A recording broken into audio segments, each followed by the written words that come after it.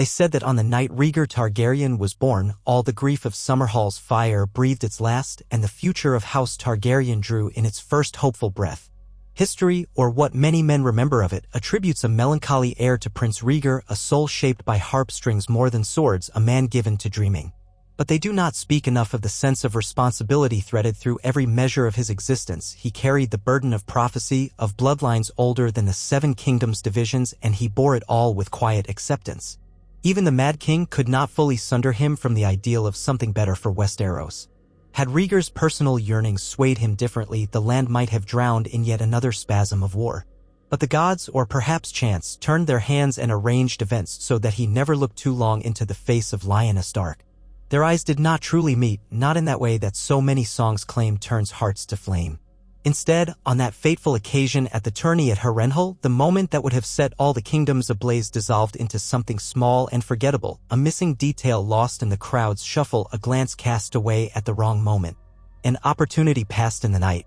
In another life, songs might have been written about the wolf and the dragon, about silver hair and snow-kissed beauty, a stolen lady, and a rebellion that upended a dynasty. But in this life, Rhaegar's fleeting gaze at Lyanna never found the spark that would have ignited a great and terrible conflagration. He felt only the gentlest whisper of curiosity for her fearless spirit, a quiet sense that she was somehow different from the simpering ladies who fawned over knights. In that instant, she appeared to him merely as another face among many, spirited, yes, but only part of the swirling tapestry of the greatest tourney in a generation. Instead, Rhaegar's focus bent toward his own sense of family duty, to Princess Elia Martell, to his children, to a realm that still reeled from his father's growing madness, and to the future he hoped to shape before the storms came roaring from the north. By the time the tourney concluded, any fleeting notion of Lyanna had dissipated. Rhaegar broke no hearts as he named Elia Martell his wife, the queen of love and beauty, placing the crown of winter roses upon her lap. The gathered crowd cheered, and though a few from the Dornish retinue thought they saw a tightness around Princess Elia's smile, the moment passed without scandal. Lyanna Stark left Harrenhal with her brothers unnoticed in the eyes of fate, bearing only the usual bruises on her pride after Brandon teased her for her attempts to compete in the lists disguised as a mystery knight. There was, of course, a story of the Knight of the Laughing Tree that would remain in hushed whispers, but Rhaegar had been too distracted to dwell long on it. In a matter of days, the realm carried on as though that brief flicker of potential had been naught but an illusion. The stirrings of the Mad King's paranoia continued unabated, however. Aerys' II Targaryen's hold on power grew more tenuous with each passing moon. His fingernails stained with the dried blood of courtiers who displeased him, his eyes and mind burned with suspicion of plots lurking in every shadow. Men whispered that he bathed infrequently, certain that even water might hide an assassin's blade. He had, for a time, refused to leave the Red Keep at all, and only Harrenhal's grandeur and the coaxing of Rhaegar had drawn him out. Yet even that excursion, grand as it was, had planted seeds of new conspiracy in his mind. The lords of the realm, especially Tywin Lannister, once the king's favored hand, tread lightly, uncertain where the king's volatile mood might erupt next. Rhaegar's popularity was growing. The small folk loved the handsome prince who sang so sweetly and advocated for a gentler rule. Many nobles, especially those who found the king's outbursts dangerous, pinned their hopes on Rhaegar's ascension. Prince Doran Martell saw a fruitful future in the alliance of Targaryen and Martell, despite the king's unpredictability. Oberyn Martell, more restless and prone to quicksilver decisions, played his own games in the shadows, but he, too, valued the prince for his thoughtful leadership. The realm, so battered by the flames of recent history, yearned for a new Targaryen who might bring a gentle summer, not the scorching madness of wildfire. The children of Rhaegar and Elia were still very young, Rhaenys, bright-eyed and precocious, with a giggling laugh that could disarm even the most formal of courtiers, and Aegon, only an infant but healthy and strong. Those children became a focus for Rhaegar, a living embodiment of the future he wanted to safeguard. The knowledge that the entire realm might hang upon his shoulders weighed heavily on him, but his was not the sort of heart to shy from duty. He believed, because he must, that he could steer his father toward reason, or at least contain the worst of Aerys' impulses. If Rhaegar failed in that, it would not be for lack of heart or effort. No rebellion would spark from the trifling matter of a Stark girl, for Rhaegar never sought her out. Ned Stark wed Catelyn Tully soon after Brandon did the same with her younger sister, Lisa. The Starks returned to their northern seats, and Robert Baratheon of Storm's End, close friend to Ned, only grinned as he was promised to Lyanna. He was a man of great appetites even then, but he did indeed care for his betrothed, or believed he did, in the heedless manner of youth. Summer came and went, the wheels of fate turned, and the Targaryen dynasty stood unthreatened by the events that had once loomed like thunderheads over the Seven Kingdoms. Aerys, more suspicious each day, summoned lords to King's Landing for contrived reasons, testing their loyalty through menial tasks and twisted demands. Rhaegar spent as much time as he could mitigating these indignities. Lords who received the king's wrath often found unexpected kindness from the prince, and though they dared not speak openly against the king, their trust in Rhaegar deepened. Tywin Lannister, proud and cunning, observed from Casterly Rock, nursing old wounds to his pride inflicted by Aerys. He despised the king's growing madness but recognized the realm's devotion to Rhaegar. The day might come when the prince would call upon the power of the Westerlands, and Tywin would be more than willing to oblige if it served House Lannister's advantage. Yet for all his father's mania, Rhaegar was not a man of reckless usurpation. He believed in order, believed that the Targaryen line could be healed with time and the right counsel. He had read the ancient prophecies, gleaning that a prince was promised, and he believed that the Targaryen bloodline must endure for that promise to bear fruit. It was better to protect what he could, to spare the realm a bloody war, and only act if the king forced his hand beyond all doubt. The king's guard, sworn to protect Aerys and his family, watched with disquiet. Ser Gerald Hightower, the White Bull, served with unflinching loyalty but recognized the cracked spiderwebbing through the monarchy. Ser Barristan Selmy, forever the honorable knight, admired Rhaegar's sense of justice and gently tried to keep the king safe from his own worst instincts. Ser Arthur Dayne, the Sword of the Morning, was bound to duty yet close to the prince, believing deeply in Rhaegar's wise approach.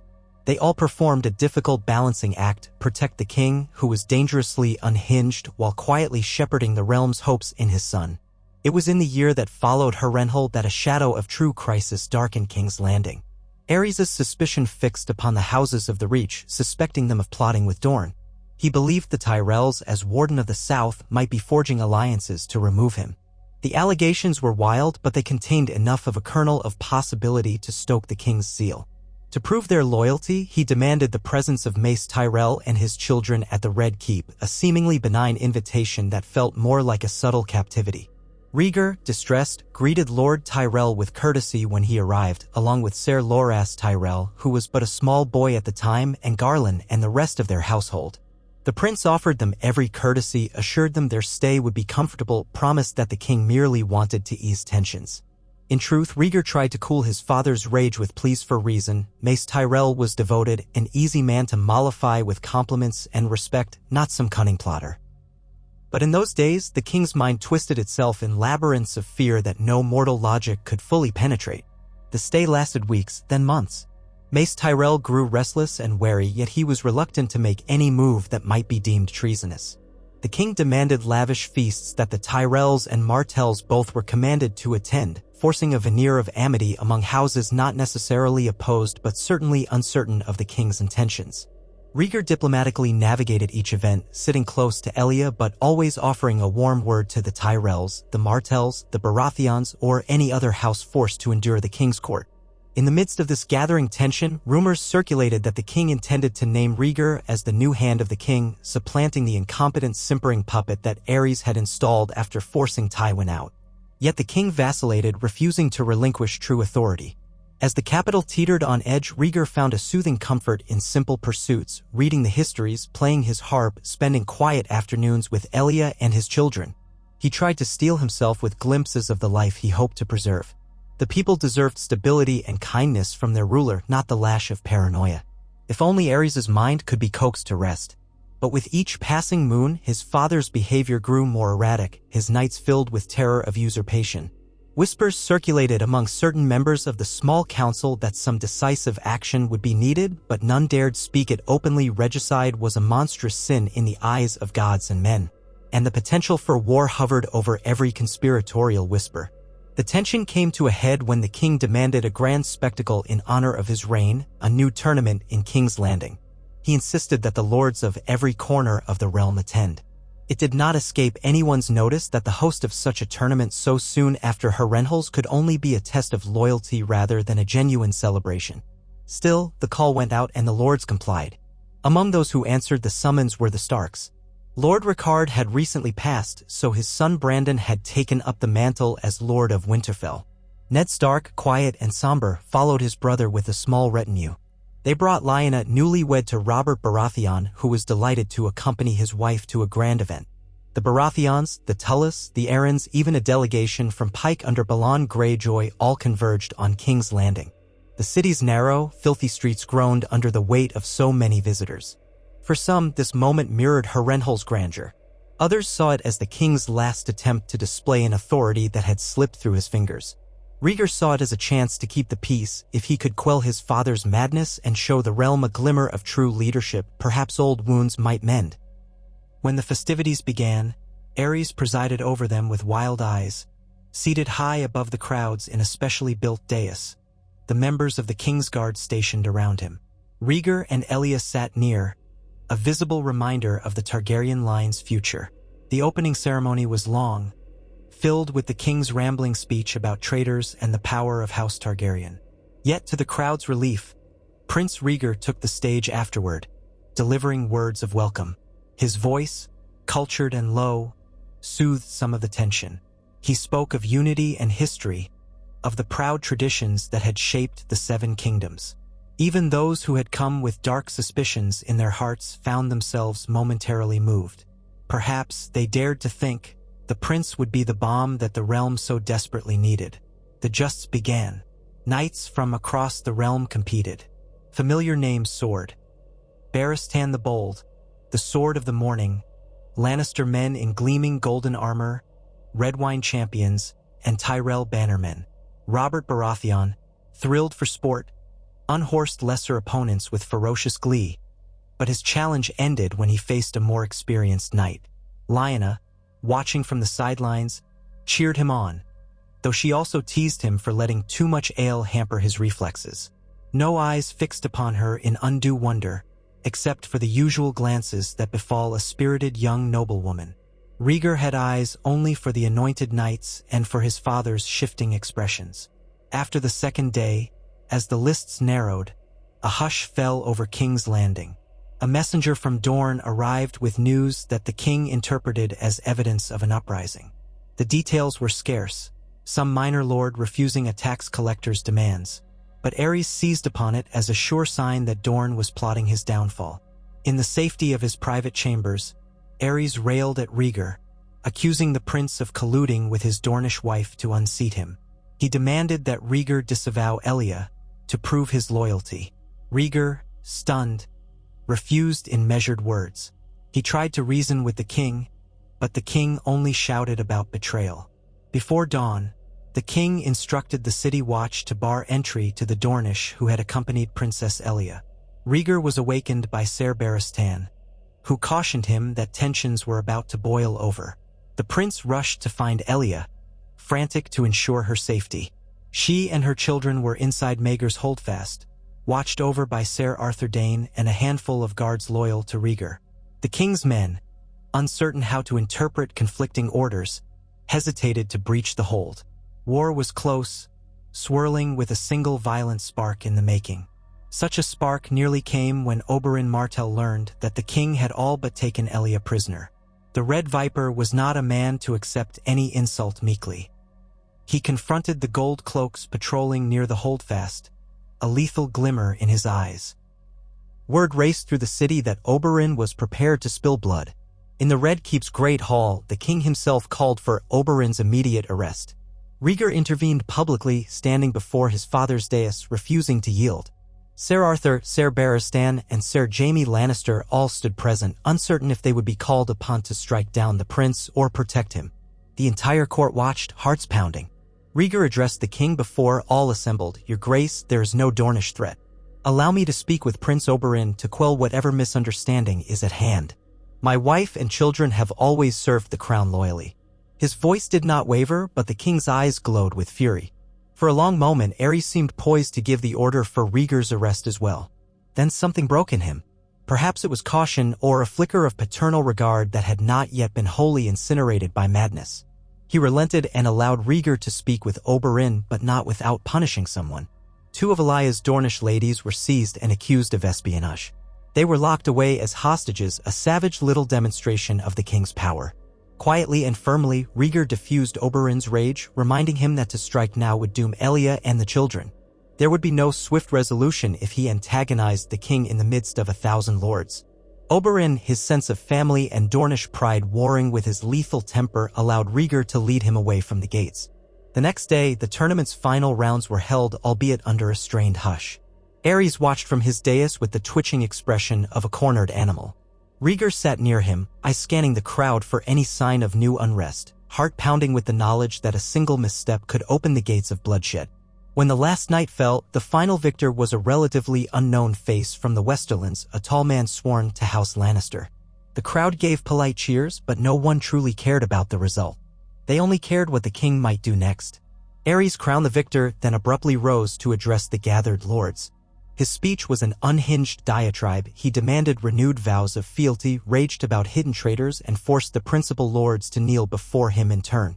One by one, the heads of major houses approached and bent the knee. Hoster Tully, Mace Tyrell, Balon Greyjoy, Jon Arryn, Brandon Stark, Robert Baratheon, even the royal purged remains of House Darklyn, it went on. Finally, Rhaegar took his turn. He knelt, though the crowd could sense the tension in his posture, the hush of the air as father and son locked gazes. Aerys declared, "My blood is the blood of dragons.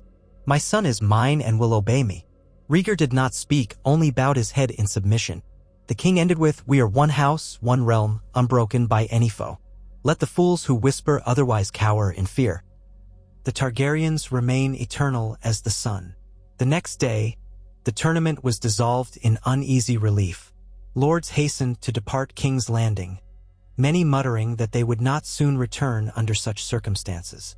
Yet no rebellion had ignited, no heads had rolled beyond the misfortune of 2 imprisoned Dornish ladies. Rhaegar secured his wife and children back under his personal guard. He worked tirelessly to calm Elia's anxiety and ensure that no harm befell her retinue. The storm had passed, but only just, leaving behind the threat of darker clouds. Over the following months, the king's madness deepened. At times, he would hold court only at midnight, ordering lords to present themselves in their nightclothes to prove their devotion. At other times, he would retreat into the bowels of the Red Keep, refusing to be seen. Rhaegar's attempts at reason were rarely heeded.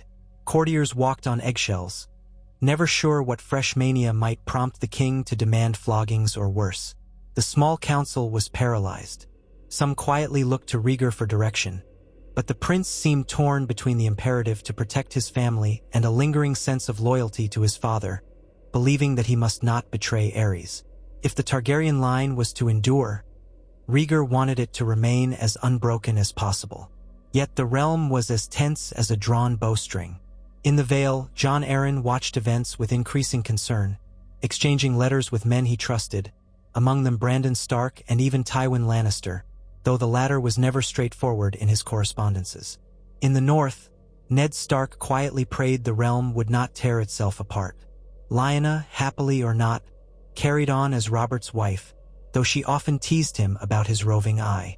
Robert loved a good fight more than serious thoughts of kings and madness, but he, too, recognized the danger in the capital's unrest. The faintest chance remained that Rhaegar might be able to save the realm without a war, and many prayed for that outcome. The next major fracture arrived in a more personal form, a call for a great council to address the question of the succession. Aerys had decided that Rhaegar's children might not be fit heirs given their Dornish blood. Some vile rumor had taken root in Aerys' imagination that House Martell intended to subvert the Targaryen line from within. Now, in a move that alarmed all corners of the 7 kingdoms, Aerys proposed re-evaluating the line of succession. He demanded the presence of great houses once more, this time under the pretext of choosing or reaffirming an heir. Many believed it a thinly veiled excuse to publicly humiliate Rhaegar and his family or even disinherit him. Others suspected it was a trap for all of Westeros's high lords, allowing the king to weed out those he considered traitors. Rhaegar tried to dissuade his father, but it was no use. The Mad King's mania had latched onto the idea. And so, the summons went out from Old Town to Winterfell. All lords of note were commanded to appear. Fear and dread ran rampant. The roads filled with anxious retinues once more. Men who had not wanted to set foot in King's Landing ever again found themselves compelled by the crown's authority. The realm's heart pounded in unison, uncertain if this time blood might flow. Inside the Red Keep, the atmosphere felt poised on the edge of a razor. Rhaegar increased the guard around his wife and children, requesting aid from Ser Arthur Dayne, Ser Oswell Went, and Ser Barristan Selmy specifically. Jaime Lannister, still the youngest Kingsguard, found himself torn between his oath to protect the king and the gnawing awareness that the king was dangerously mad. Varys, the master of whisperers, flitted about with his riddles and half-truths, dropping hints that certain factions considered removing the king by force. Yet he never spoke plainly of who or how, preferring to let tension accumulate. House Martell responded with fury to the notion that Elaya's children might be declared illegitimate in the line of succession. Prince Doran politely but firmly wrote to Rhaegar that Dorne could not remain idle if such an insult was cast upon their family. Would the Dornish banners march on King's Landing? Or would they wait and see? In the face of this impending crisis, Rhaegar made a choice. He could not watch his father tear the realm apart. He summoned several trusted figures, Ser Barristan, Ser Arthur Dayne, his uncle Prince Lewin Martell of the King's Guard, and even Jaime Lannister, who was still eager to prove himself. In a quiet council behind locked doors, Rhaegar spoke, "I have tried every path of conciliation. The king will not listen to me. If this great council is convened, I fear we shall see half the realm in chains or in flames. I cannot allow that. Will you overthrow him?" Jaime asked, youthful boldness in his eyes. "He is the king." Rhaegar closed his eyes, recalling all his father had once been, recalling how the ghosts of Summerhall's tragedy had loomed over his own birth. "He is my father," he said softly, "and yet if he proceeds, thousands will suffer. The Targaryen name itself may be drowned in blood. I cannot let that happen. If he does not relent, there may be no other way." They talked at length, weighing the consequences of open defiance. Ser Barristan, loyal to the crown, knelt and said, "Your Grace, if you do this, you must do it swiftly with the least bloodshed possible. We cannot allow the realm to descend into chaos. But my sword will follow the rightful heir." Ser Arthur Dayne placed Dawn upon the table as though offering his legendary blade in silent pledge. Jaime Lannister tried to hide his exhilaration. He had often admired Rhaegar more than the king. Even Prince Lewin Martell, torn between familial loyalty and the vow he had sworn to the king, recognized that continuing to serve Aerys would only make matters worse for the Martells and the entire realm. But regicide was no small matter. They spoke of planning. They would wait for a sign of the king's final break, or perhaps they would find a way to gently remove him from power, confining him for his own madness, crowning Rhaegar in his stead. Quietly, letters were sent out to trusted lords who might support this move. Tywin Lannister received one such letter. Jon Arryn another. Prince Doran Martell a third. Varys, who seemed to know more than any man, gave no sign of disapproval, merely whispering that the realm needed a just king. Weeks passed as lords arrived in King's Landing for the Great Council. Whispers flitted through the air about Rhaegar's intentions, about the king's deteriorating mind, about the lord's readiness to leap to one side or the other. Rhaegar still hoped there might be a chance, however small, that Aerys would step back from the brink. He had lived his life believing that peace must be given every chance, that prophecy did not demand a father's blood. But inside him, tension coiled like a viper. At last, the day of the council arrived. It was held in the Red Keep's throne room around a grand dais. The Iron Throne loomed above. The king would judge the matter of succession, ironically claiming the power to unmake the line that had survived centuries. Lords crowded the hall, heavy with apprehension. Rhaegar stood at his father's side, wearing black and red. Elia watched from a distance, her face composed but inwardly trembling. Their children were kept away for fear of any sudden violence. Aerys opened with a tirade about traitors, about Martell infiltration. He did not bother with courtesy. He demanded that each great house confirm that they would uphold his decision no matter what it might be. Mace Tyrell, cowed from his previous experiences, acquiesced. The Lord of Storm's End, Steffon Baratheon, who had lived longer in this timeline, though not well, also complied, though Robert, standing near him, bristled. The Tullys, the Aarons, the Greyjoys, the Starks, they all gave carefully worded assent, for none wished to provoke the king's wrath in this open forum. Then the king announced that he intended to declare Rhaegar's children unfit for succession, claiming they were tainted by Dornish treachery. He said, "I am not without mercy. I shall allow Rhaegar to remain Prince of Dragonstone, provided he sends Elia Martell back to Dorne and takes a new wife more suitable for the throne." Gasps spread through the hall. The madness in Aerys' eyes burned bright, and his cruelty was as plain as the swords that ringed the dais. Rhaegar stepped forward, voice measured. "Father, hear me. I beg you to reconsider. Aegon and Rhaenys are your true grandchildren, born in lawful wedlock. They carry the blood of the dragon. Do not cast them aside on the basis of fear. The king's face twisted. Will you defy your king? Your father.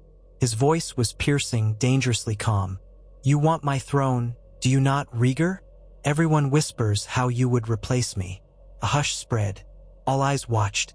The king's guard stood with hands on hilts. Rhaegar paused, glancing across the hall.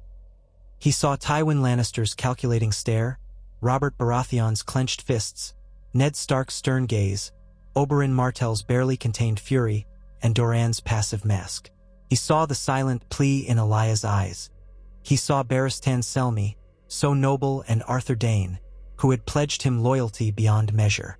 The air felt like it might crack under the weight of unspoken tension.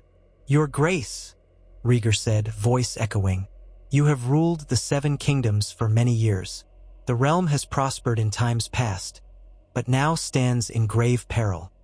He lifted his head, meeting his father's glare. I shall not abandon my children, nor my wife. I will not see them cast out to appease your fears. The king's teeth bared in a snarl, and he roared, Then you name yourself a traitor. With that, he signaled to his guard. Take him. In that instant, steel sang. The king's guard hesitated, Barristan, Arthur, Jaime, Luwin, torn between 2 loyalties. The hall erupted into chaos. Lords shouted. Some reached for swords. Others stumbled back in terror. Before any of the gold cloaks could lay hands on him, Rhaegar drew his own blade. He did not lash out immediately but held it in a defensive posture. His voice echoed above the din. Hear me, all who bear witness. The king is mad, unfit to rule. I, Rhaegar of the House Targaryen, declare him. Aerys screamed, Burn them all! Spittle flying from his lips. He tried to scramble from the throne, but Jaime Lannister, moved by a swift decision, planted himself before the king. Barristan Selmy stepped toward Rhaegar to protect him from gold cloaks who had begun to rush the dais. Ser Arthur Dayne drew dawn, its pale blade gleaming, interposing himself between Rhaegar and the first wave of loyalists to Aerys. Luwin Martell seized the king's arm to prevent him from fleeing or from giving more deadly orders. The scene was madness. A swirl of swords, screams, and the wide-eyed horror of lords who had come to petition not to witness regicide. Yet in that swirl, Rhaegar's voice remained steady. Stand down. I do not wish needless bloodshed. The king is insane. We must contain him for the good of the realm. Some of Aerys' guards did not heed the prince's pleas. They lunged, and a short battle erupted upon the dais itself, while the highborn onlookers cowered. Arthur Dayne's sore work was poetry, parrying blows while calling on them to yield. Barristan Selmy incapacitated men with the flat of his blade, unwilling to slaughter them. Jaime Lannister found himself face to face with 2 of the royal guards. Torn by duty, he hesitated, but his sword danced in reflex. He disarmed one with a slick movement. The other tried to run him through, and Jaime's blade took the man in the chest. The king howled for wildfire, shrieking that he would burn the entire hall if they did not kill his son. Luwin Martell wrestled the king's arms behind his back, pinning him in place. Aerys spat and kicked, screaming for loyal men to save him. Ser Oswell went, uncertain and outnumbered by his fellow king's guard, stood aside. In a final, desperate act, Aerys sank his teeth into Prince Luwin's arm, drawing blood. Luwin flinched, but he did not release his hold. The king screeched like a wounded animal. Then it was over. Men knelt or lowered their swords. Rhaegar stood with blade in hand, breathing heavily, a cut on his forearm trickling blood. Barristan, Arthur, Jaime, and others circled the king, who was bound now by Luwin's iron grip. The throne room was littered with the groans of the wounded. Lords who had cowered at the edges stared, some in shock, some in quiet relief. Tywin Lannister wore a thin smile that did not quite reach his eyes, as though he had expected this all along. Robert Baratheon and Brandon Stark stood at the edge, gripping the hilts of their swords, not entirely sure whether to pledge to Rhaegar or to recoil from what had just happened. Yet the king's ravings left little room for doubt. With a trembling breath, Rhaegar turned to the hall, raising his voice. My father is not well. For the sake of the 7 kingdoms, I must take the throne. Any who deny this, speak now. A hush so profound fell that one could hear the drip of blood upon the polished marble floor. Then, in small motions, lords knelt from the lowest petty lord to the paramount lords of each region. Even Mace Tyrell, that blustering peacock, bent his knee, though his lips trembled as he did so. The wave of submission spread through the hall. Robert Baratheon exchanged a brief look with Ned Stark, then sank to one knee. Tywin Lannister bent his head with carefully measured politeness, followed by Kevan Lannister and other Western lords. Prince Doran Martell, who had arrived in secret just before the council, gave a solemn nod of acknowledgement. Jon Arryn, Hoster Tully, Balon Greyjoy, they all knelt. Aerys, still screeching, was dragged away to be confined. Thus, the great council ended in chaos, but it had crowned a new king, Rhaegar Targaryen, the first of his name, king of the Undulls, the Rhoynar, and the First Men. In the aftermath, the Red Keep bustled with uncertainty. Crowds thronged the streets, unsure whether to celebrate or flee. But slowly, word spread that Rhaegar intended a merciful peace. Aerys was locked away, given comfort but prevented from issuing more dangerous orders. Rhaegar's first decree was a general pardon for anyone who had followed the king's misguided commands, provided they swore fealty anew. He declared that the king's madness was an illness, not a sin, and that the realm needed to heal. That night, the Targaryen banners flew above the Red Keep, but a hush of cautious hope drifted through King's Landing. There had been no great civil war, no savage rebellion. What had nearly happened at Harrenhal or at the subsequent tournaments had been thwarted by a few small changes of fate. Elia Martell emerged from hiding, tears of relief in her eyes, to greet Rhaegar in the hall where knights still cleaned blood from the floor. She embraced him. In that moment, the realm beheld a new royal family, one that promised unity. The fighting had not fully ended, for scattered pockets of men loyal to Aerys threatened to cause trouble. But the worst had been averted. Day by day, King Rhaegar consolidated power, placing men of honor in key positions. Tywin Lannister was offered the position of hand once more, but Rhaegar soon discovered old wounds might be too deep for that arrangement to work smoothly. Tywin, ever a man of pride, accepted the title but demanded wide authority. Rhaegar, prudent and eager to maintain balance, appointed others close to him. Barristan Selmy commanded the Kingsguard. Arthur Dayne remained at the king's side.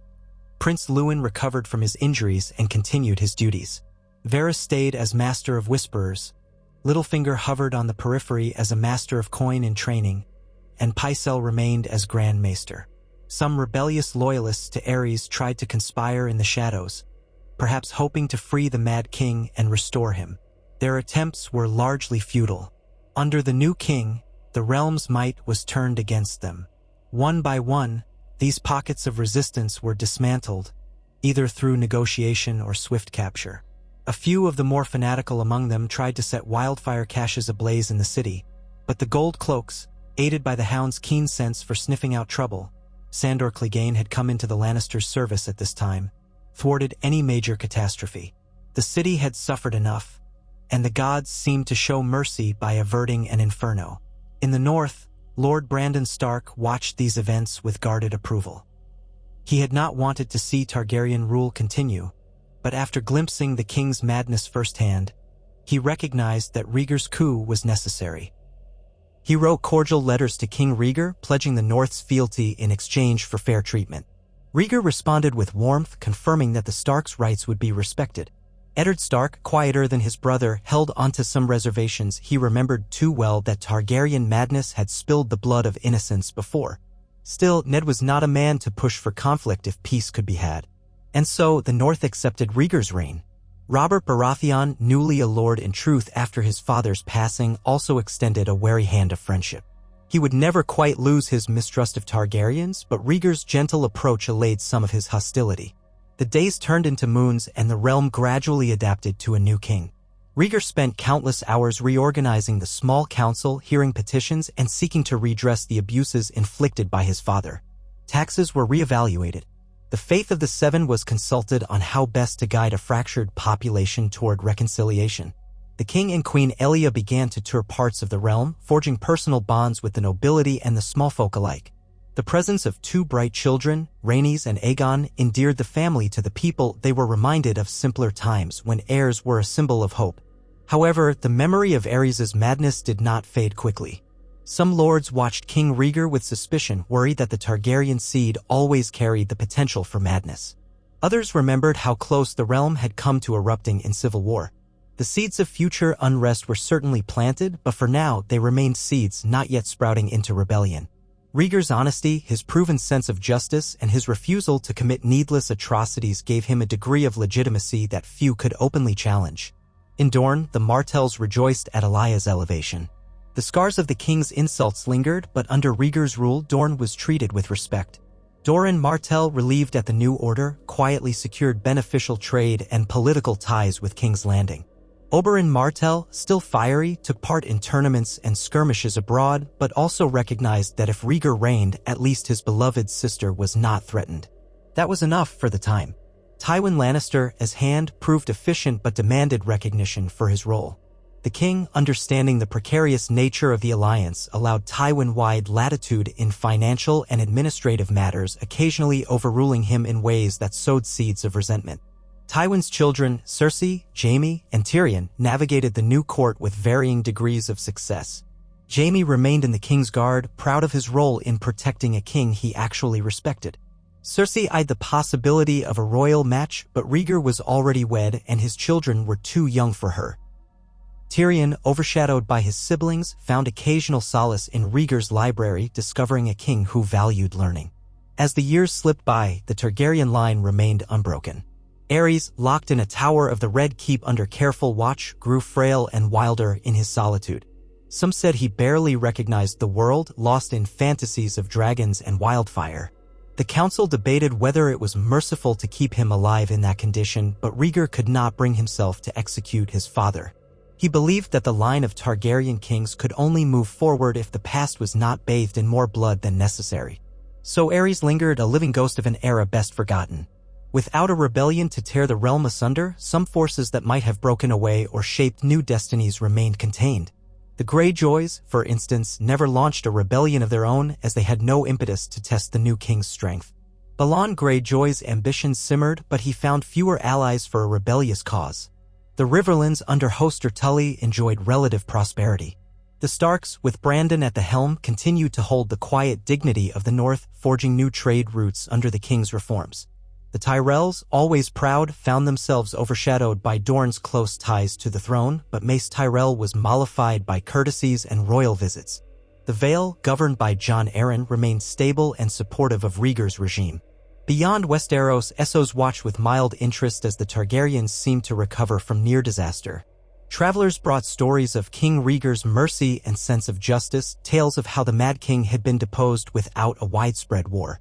But the free cities had their own concerns, from the disputes of the Volantene Triarchs to the restlessness of the Dothraki Khalasars. None saw immediate reason to challenge King Rhaegar's rule across the narrow sea. Of course, not everything was perfect. There were brushfire conflicts, old vendettas that needed smoothing, and the lingering question of prophecy. Rhaegar had believed from a young age that a great threat lay to the north, that the prince that was promised would defend the realm from darkness. He had studied the signs, read the works of prophecy, and believed that perhaps his son Aegon was the chosen one. Without the chaos of rebellion, Rhaegar had time to contemplate that threat more deeply. He sent rangers beyond the wall, expanded the Night's Watch's resources, and quietly prepared for the possibility of ancient evil's awakening. Many lords rolled their eyes at these measures, seeing it as a fancy or an overreaction, but Rhaegar persisted. He was not a man to ignore portents. In King's Landing, the arts flourished. With no major war to drain resources, Rhaegar encouraged the building of libraries, the funding of musicians and poets. The smallfolk began to see glimpses of a golden age. Bread prices stabilized, roads were improved to encourage trade, and the king's justice was dispensed even-handedly. Though Tywin's punishments could be harsh, Rhaegar demanded fairness at every turn. As the children grew, Rhaenys became a darling of the court, charming visitors with her wit. Aegon, groomed as the heir, began tutelage under maesters, knights, and scholars. Sometimes Rhaegar would watch his son tilt at the Quinton, remembering his own youth when prophecy weighed on him like chains. He hoped to give Aegon a childhood not overshadowed by fear or the tyranny of a mad father. Elia Martell, always delicate of health, faced her own struggles, yet the new life at court gave her renewed purpose. She championed causes of the poor, the sick, establishing almsgiving from the royal purse. Even Tywin could not object too strongly to this soft generosity when it was so widely celebrated by the populace. Her relationship with Rhaegar deepened, no longer overshadowed by the memory of potential romantic entanglements or undone by rumors of a second wife. She found in Rhaegar a steady devotion that might not have flared in wild passion but which sustained them through the complexities of rule. Years became seasons. The realm, though never free of intrigue, indeed, the great houses always schemed, found itself in a rare period of relative peace. The Targaryen line endured. Rhaegar's silver hair remained untinged by the madness that haunted his father's last years. Old vendettas occasionally threatened to spark, but the crown swiftly intervened in disputes between, say, the Reach and the Stormlands, or between lesser lords in the Westerlands.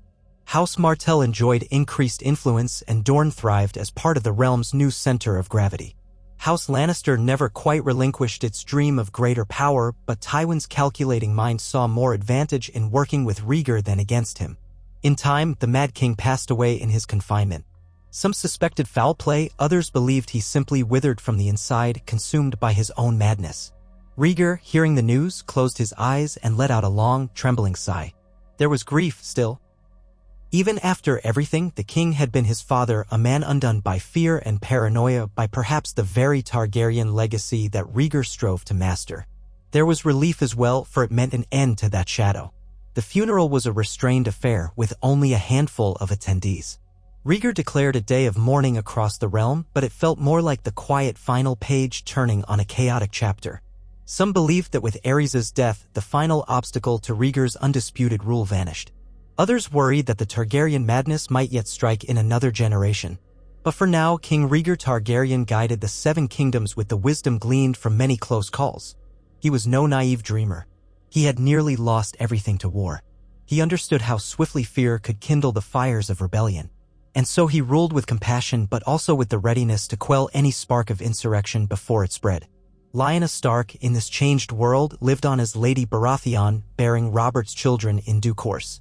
Their marriage had its storms. Robert was not the most faithful of husbands, but there was no impetus for her to flee or be stolen away.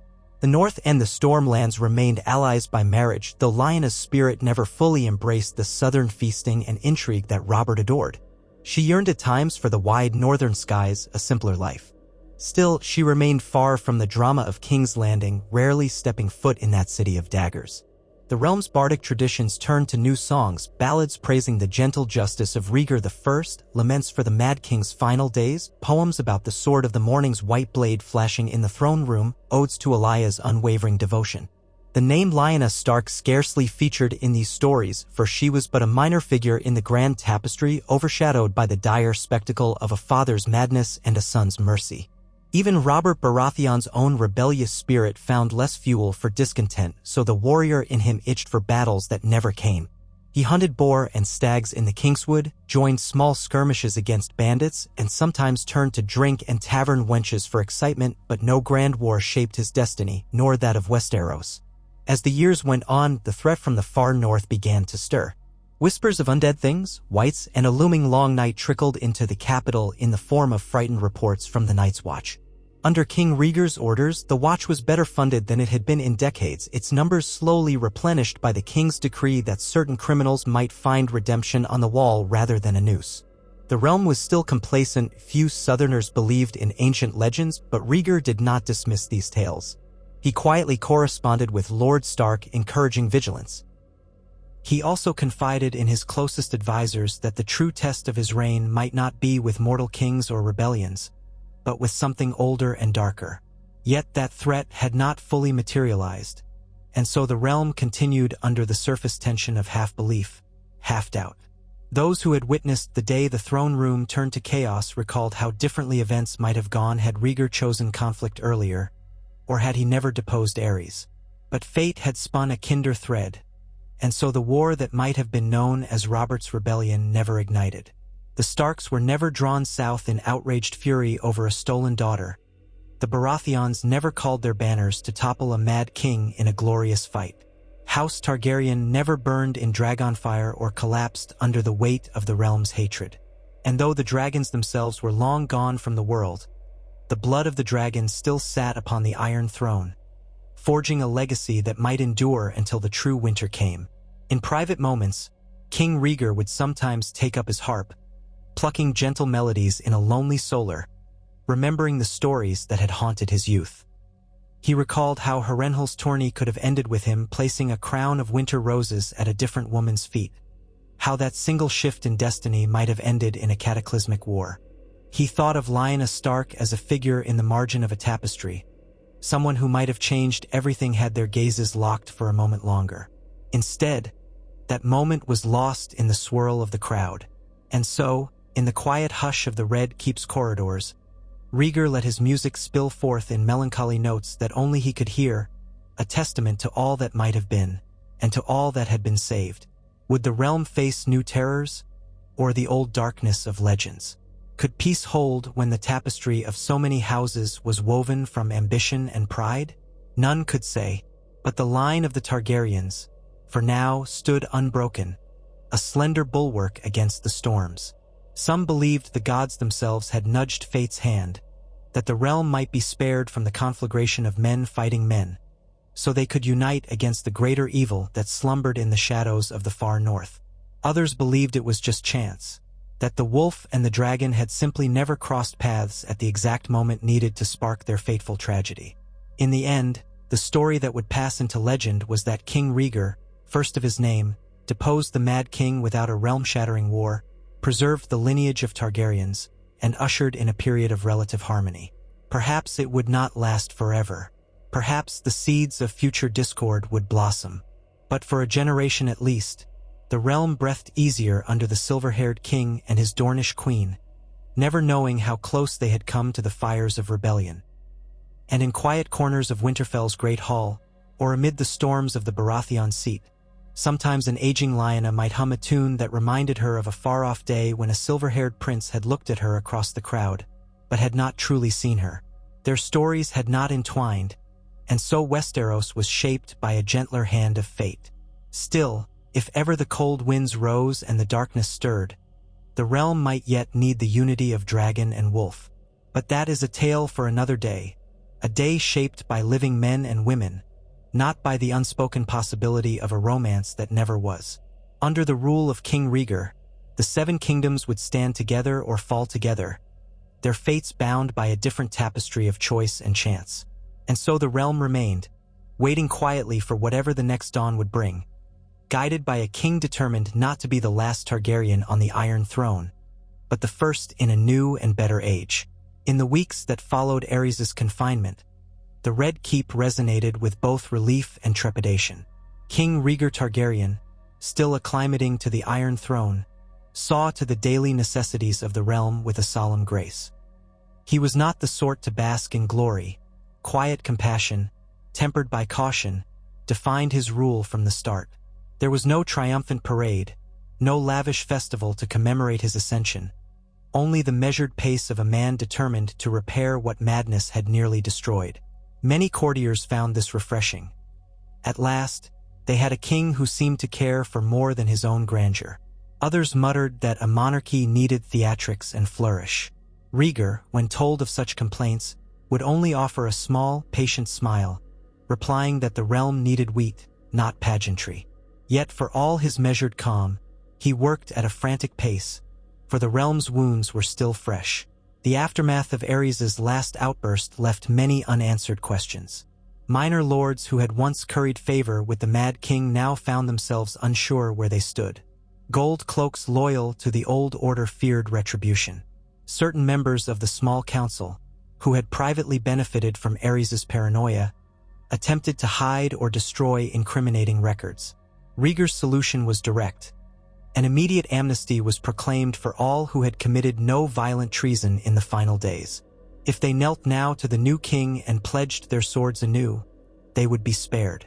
For a people weary of bloodshed, it was a welcome gesture. Lords trickled in from the corners of Westeros, kneeling in the throne room and renewing their oaths, one after another. Tension remained, but it seemed the worst might indeed be over. Every morning, King Rhaegar donned armor inlaid with the three-headed dragon, then ascended the dais to sit the Iron Throne and hear petitions. Princess Elia Martell sat at his side when her health permitted, carefully dressed in modest but elegant silks, her dark hair braided to signify Dornish pride. Their children were kept from the throne room's daily tedium, free to roam the Red Keep's courtyards under the watchful gaze of septas, maesters, and guards. Ser Barristan Selmy or Ser Arthur Dayne often stood near Rhaegar. Even Jaime Lannister, though still somewhat brash in his youth, had learned to keep a solemn demeanor under his new king. The image of a stable monarchy of Targaryen power held in wise hands calmed the court. Though it had arrived through a sudden and violent confrontation, Rhaegar's reign appeared to promise peace instead of further war. Aerys himself lived in a set of comfortable yet heavily guarded chambers far from the royal apartments. From time to time he was heard raving about wildfire or about an imaginary army lurking in the walls. Rhaegar's command was clear: the Mad King was to be treated carefully, tended by maesters, but never allowed to roam free. The few courtiers who took pity on Aerys never dared press for his release. They remembered well the scorched remains of those who had fallen victim to his paranoia. And in quiet corners, some whispered that the Targaryen blood was cursed, that Rhaegar could follow in his father's footsteps if fate or stress pulled too strongly. But thus far, Rhaegar showed no sign of madness. His eyes were always clear, his speech unhurried, his decisions firm yet merciful. Not long after the dust settled from the coup, Queen Rhaella Targaryen emerged from seclusion. Under Aerys's reign, she had been little more than a trembling shadow, forced to endure her husband's moods and humiliations. Now, with her son crowned, she enjoyed a subdued renewal. She remained quiet and kept to her own suite of rooms, but occasionally she would hold small gatherings with her handmaids, inviting Elia and the children to share music and stories. There was talk of whether Rhaella might return to Dragonstone or some other castle to live out her days in peace, but Rhaegar felt that might seem like an exile. Instead, he encouraged her to stay in the Red Keep if she wished. A few courtiers with long memories recalled that Rhaella had once been pregnant many times over. Some children died in infancy, others were stillborn. And there were hushed rumors that not all of Aerys's heirs had survived under gentle circumstances. Still, in this new era, Rhaella was treated with courtesy. The pity that many felt for her overshadowed any illusions that she might hold real power. If she resented her captivity under Aerys, she gave no hint of it in public. She seemed only to exhale a lifetime's worth of tension as she watched her son rule in calmer fashion. This was also the time when the question arose: had the line of Aerys truly ended with Rhaegar, or was there another child on the way? Those who kept careful track of births and betrothals gossiped about the possibility of an infant princess or prince hidden away. The truth soon emerged that Rhaella was no longer with child. Her last pregnancy had ended in a miscarriage a year prior, at a time when the Mad King refused to let the maesters tend to her. Rumors of Daenerys being born were thus moot in this turning of fate. In that sense, Rhaella's body had borne all it could, and her childbearing years had ended in sorrow. There would be no sister for Rhaegar to worry about, no new princess to place into the realm's tangled tapestry. It was simply Rhaegar, his wife, and their 2 children who carried the Targaryen blood forward. The days of Aerys's expansions of the family line were done. As all these changes took shape, the major houses began to gauge their next moves.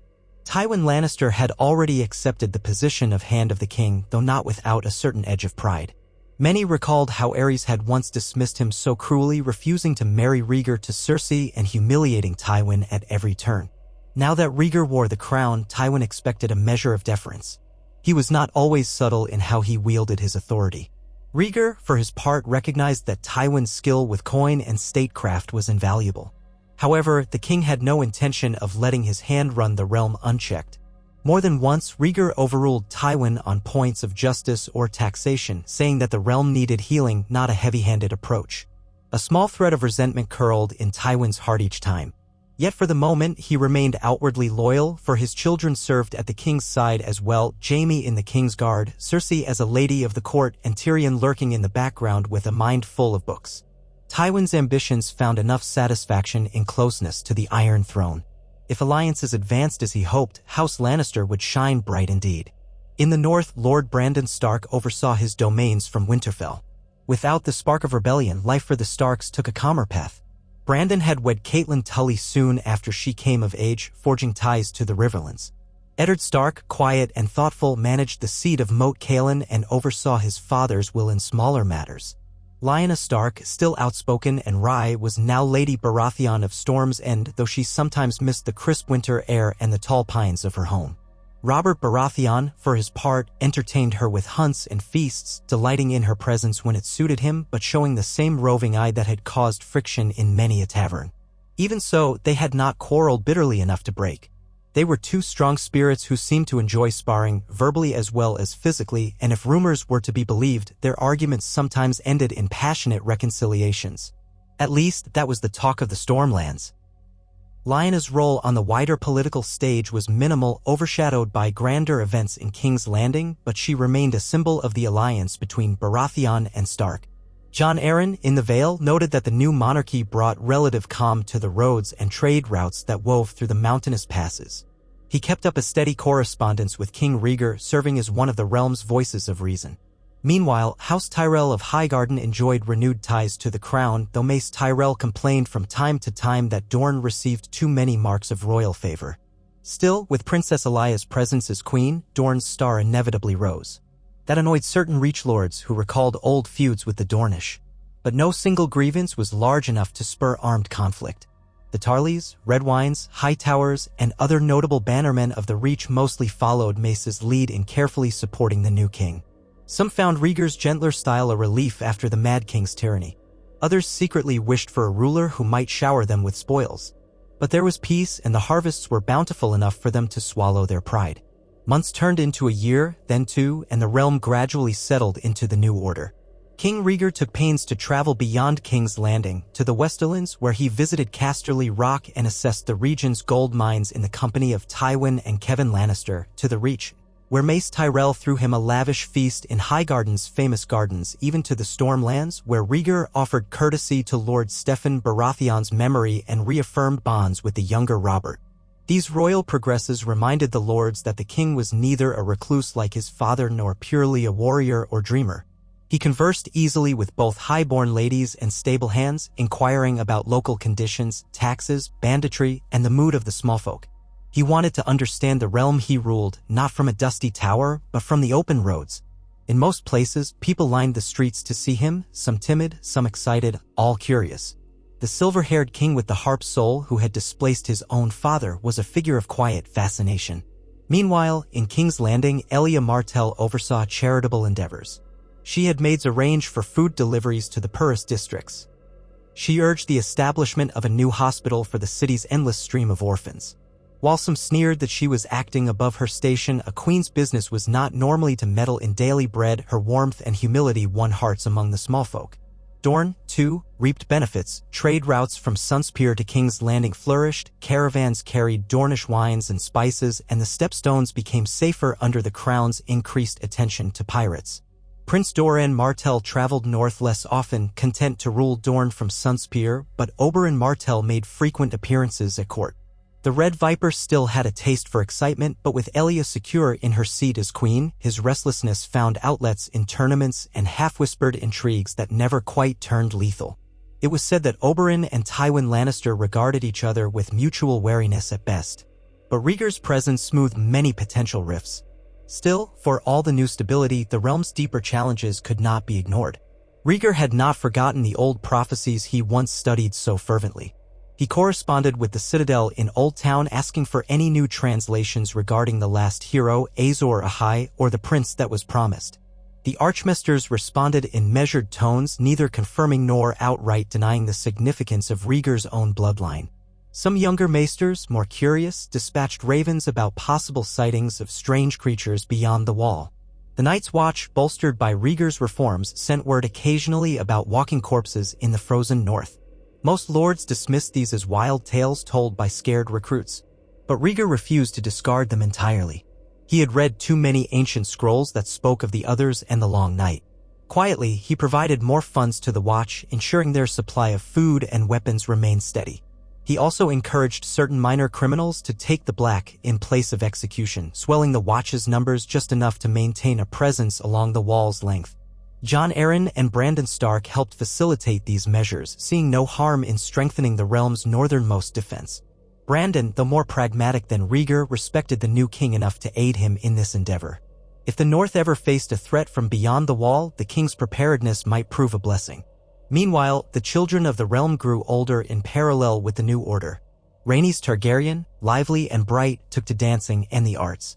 She loved the rotating swirl of the royal court, forging friendships with highborn girls of similar rank. She even made an unlikely companion in Myrcella Lannister. Though Myrcella was younger by a few years, the two girls occasionally played together in the Queen's ballroom when the Lannisters visited. Aegon Targaryen, solemn from a young age, began sword training with masters-at-arms, under the watchful eyes of Barristan Selmy and Arthur Dayne. Rhaegar took personal pride in guiding his son, seeing to it that Aegon learned not just to hold a blade but to read widely, to reason, and to think of the realm as an extended family that needed tending. The boy was not yet of age to take on real responsibilities, but he showed promise. Some courtiers whispered that he might become a greater king than even Rhaegar, should the day come. In Storm's End, Lyanna and Robert Baratheon had a son, Steffan, named for Robert's late father, and later a daughter who was spirited and dark-haired like her mother. Lyanna's letters north spoke of her children with an amused affection. Though she occasionally missed the winter snows, she found a sense of purpose in motherhood that she had not anticipated.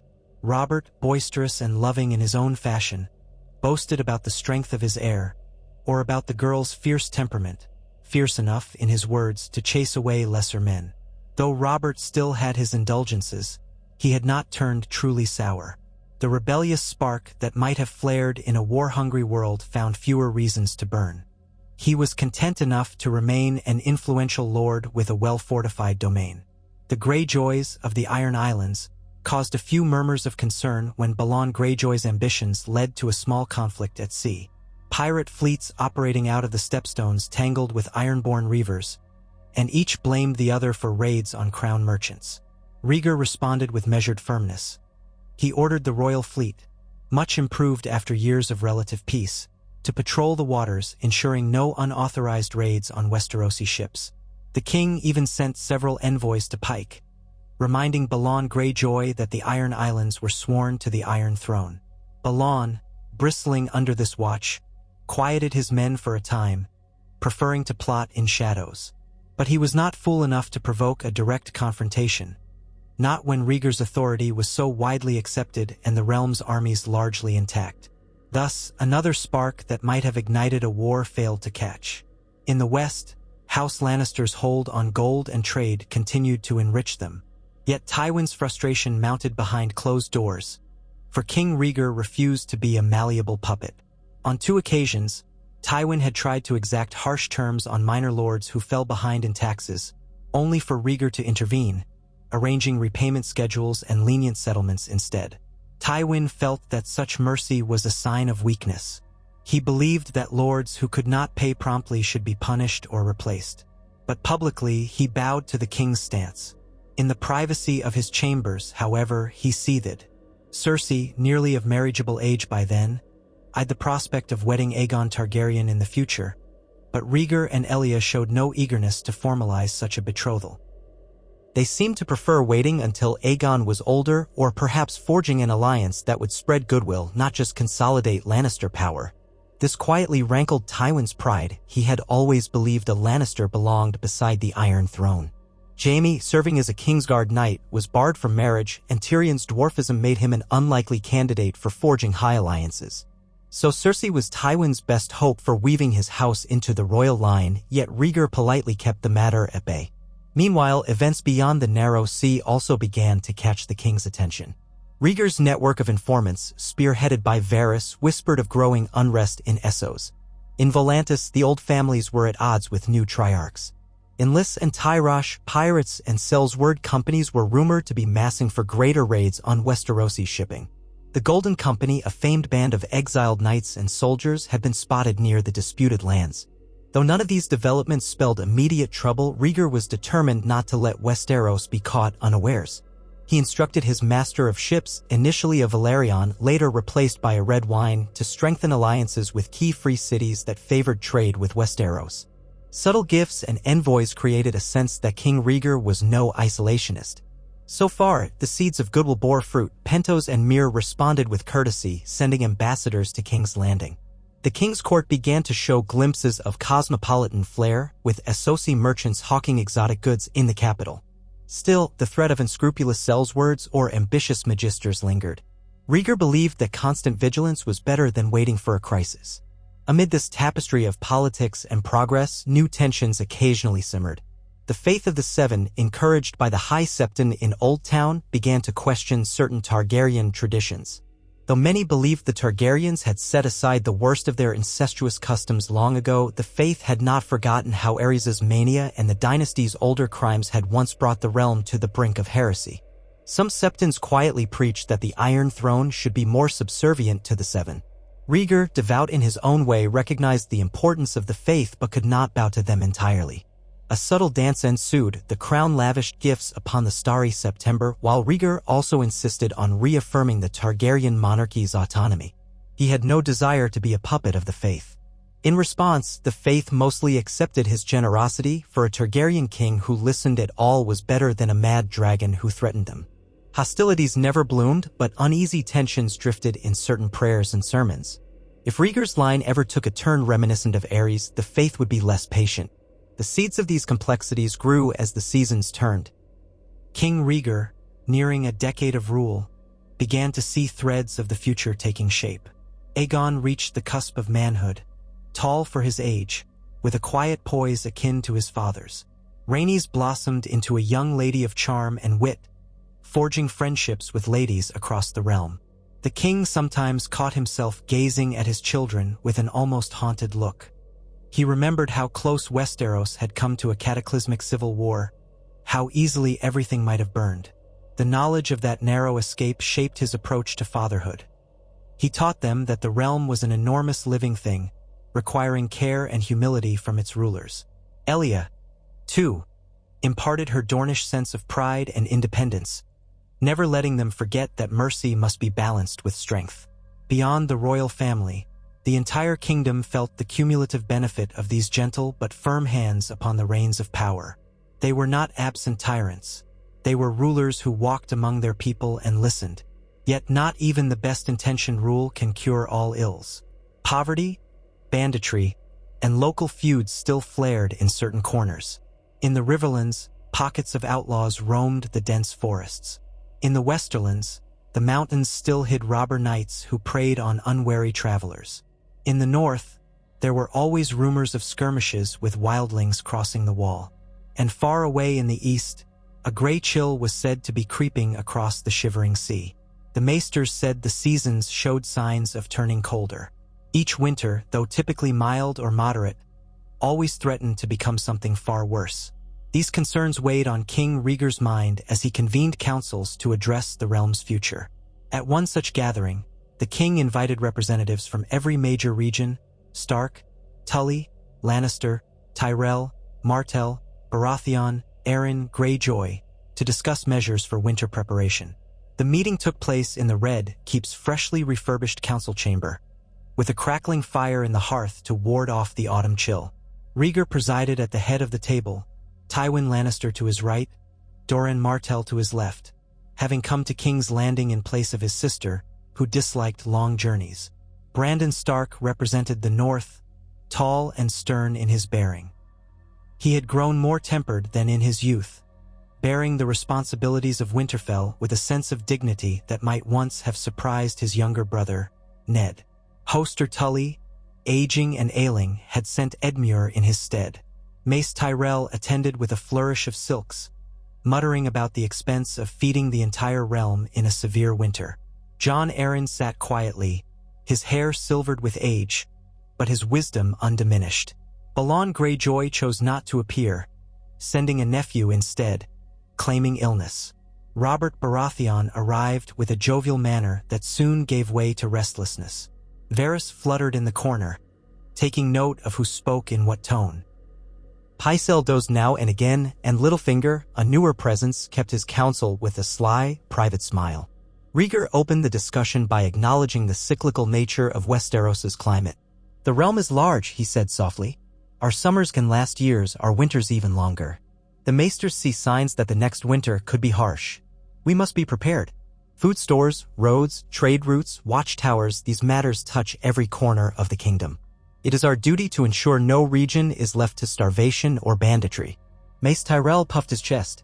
"Highgarden's granaries are well stocked. The Reach can feed many, as we always do, but we mustn't be taken for granted. Transporting grain across great distances costs gold, your grace. My bannermen cannot be expected to shoulder the burden alone. Rhaegar inclined his head. Your concern is noted, Lord Tyrell.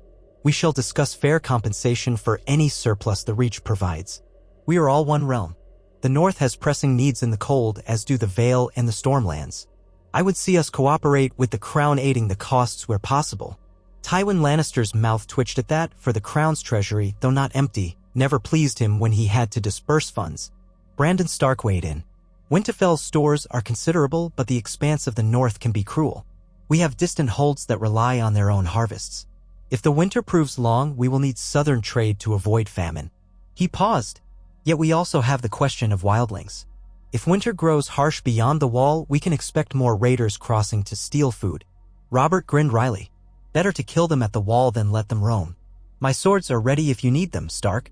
He cast a sidelong glance at Rhaegar, perhaps recalling a time he might have liked to bury a warhammer in a Targaryen's breast, but that was an old, nearly forgotten notion. Time and peace had cooled that flame. Rhaegar did not rise to the barbs. We will support the Night's Watch, he said gently. I have given them coin and men these past years, and I plan to continue. If the wildlings truly pose a threat, we will address it with the realm's combined strength. But I ask that we remember their desperation. The free folk crossed the wall out of survival, not malice alone. Mace Tyrell curled a lip. Mercy for wildlings? They're murderous thieves. So are some lords when starved, Rhaegar replied, voice level. We will protect our people, but compassion need not be abandoned. The conversation meandered through other topics, taxes, the matter of roads in the Vale, the potential for new watchtowers along the King's Road. Tywin eventually interjected with remarks about how the royal finances could be stretched. He argued that the realm should not bankrupt itself, preparing for a winter that might not be as severe as rumored. Jon Arryn took a more moderate stance, urging caution without panic. The meeting illustrated how precarious the alliance was between proud houses. Yet there was no talk of rebellion, no outburst of violence. Rhaegar guided them as a soft-spoken conductor might guide an unruly orchestra. By the time the session ended, a framework for mutual support was hammered out. Grain shipments from the Reach and the Riverlands, financial help from the Crown and the Westerlands, logistical assistance from the Vale, and so on. It was far from perfect, but it was progress. Afterward, Rhaegar lingered in the corridor with Brandon Stark, exchanging a few quiet words. Brandon had once been known as a fiery man, but ruling the North had cooled him to a steady, if somewhat austere, presence. They spoke of Ned Stark, who had wed a manderly lady in this timeline, forging fresh alliances within the North. They discussed the rumored sightings of strange creatures beyond the wall.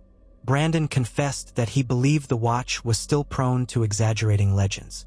Rhaegar, though respectful, made it clear he trusted the old stories. Sometimes, the king murmured, a quiet rumor holds more truth than we dare guess. Their talk ended amiably enough. Rhaegar parted ways, retreating to his solar to find Elia waiting. She studied his face, noticing lines of worry. You always carry too much on your shoulders, she told him softly. The realm cannot be tamed in a day or even a decade. He set a hand over hers. I know, but if the threat is real, if the long night truly comes, then everything we do now might shape our survival. Elia gave him a warm, if sad, smile. She had heard his prophecies and theories many times. We will do our duty, my love. That is all the gods can ask. At times, Rhaegar wondered if the prophecy might be tied to Aegon, or if his own actions had already diverted the course of fate. There was a certain irony in it all. He had once believed the realm would be torn asunder in his father's final days. Instead, it was unified under him without the rumored war. Did that shift the entire destiny that the Targaryens were said to bear? Or was peace merely a pause before a greater storm? Such reflections did not stop the daily life of court. The king's tourneys, while never as lavish as Harrenhal, provided glimpses of chivalry. Ser Barristan Selmy remained a paragon, though older, while Jaime Lannister, in his prime, dazzled onlookers with swordplay. Prince Lewin Martell, who had pinned Aerys' arms on that fateful day, eventually retired from the Kingsguard to spend his final years in Dorne, leaving one white cloak vacant. Rhaegar filled it with another knight of sterling reputation from the Stormlands, ensuring each region felt represented among the Kingsguard.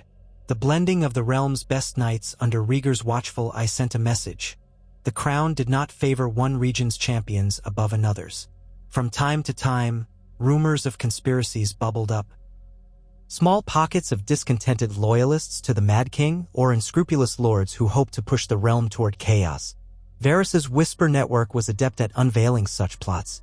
Often, Rhaegar met them with gentle but firm justice, a quiet arrest, a trial, then banishment or execution if the crime was grave enough.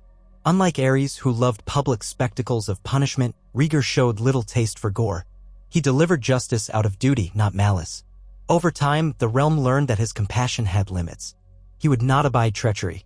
More than one aspiring troublemaker found themselves on a lonely scaffold before sunrise, watched by gold cloaks who rarely smiled. Even so, a sense of positivity held sway. The law was consistent, the roads were safer than they had been in decades, and common folk dared to dream that perhaps the realm stood at the brink of a golden age. From the Summer Isles came traders, bringing rare delicacies to King's Landing. From Bravos came bankers with offers of new shipping lanes which the crown carefully considered under Tywin's close watch. The memory of Aerys' tyranny receded, though not forgotten, like a nightmare dissolving in the dawn. In the midst of these calm tides, news arrived that rattled the court. Balon Greyjoy, rumored ill, had died under suspicious circumstances. Some said it was a fever, others claimed poison, and a few believed his own brother Euron had dispatched him.